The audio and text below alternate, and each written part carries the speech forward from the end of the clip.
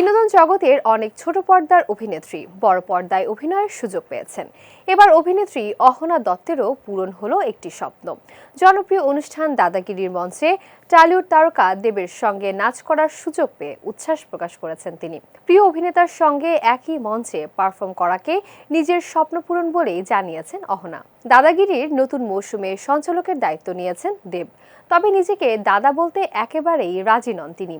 বরং বরাবরই জানিয়েছেন দাদা বলতে একজনই আছেন, তিনি সৌরভ গাঙ্গুলি। তার মতে সেই পরিচয় একমাত্র সৌরভেরই প্রাপ্য। শুরুর দিকে অনেকের মনেই প্রশ্ন ছিল সৌরভ গাঙ্গুলির জায়গায় দেবকে দর্শক কতটা গ্রহণ করবেন। তবে অনুষ্ঠান শুরু হওয়ার পর নিজের সহজ সরল উপস্থাপনা ও স্বাভাবিক ব্যক্তিত্ব দিয়ে দর্শকদের মন জয় করতে সক্ষম হয়েছেন জনপ্রিয় এই অভিনেতা। নতুন দাদাগিরির প্রথম পর্বেই অতিথি হিসেবে হাজির ছিলেন শুভশ্রী গাঙ্গুলি ও কোয়েল মল্লিক। এদিকে প্রকাশিত এক ভিডিওতে দেখা যায় প্রতিযোগী হিসেবে মঞ্চে এসেছেন অভিনেত্রী অহনা দত্ত।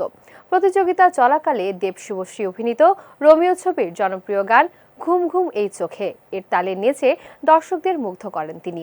এ পর্বে অহনার সঙ্গে আরও কয়েকজন অভিনেত্রীও উপস্থিত ছিলেন।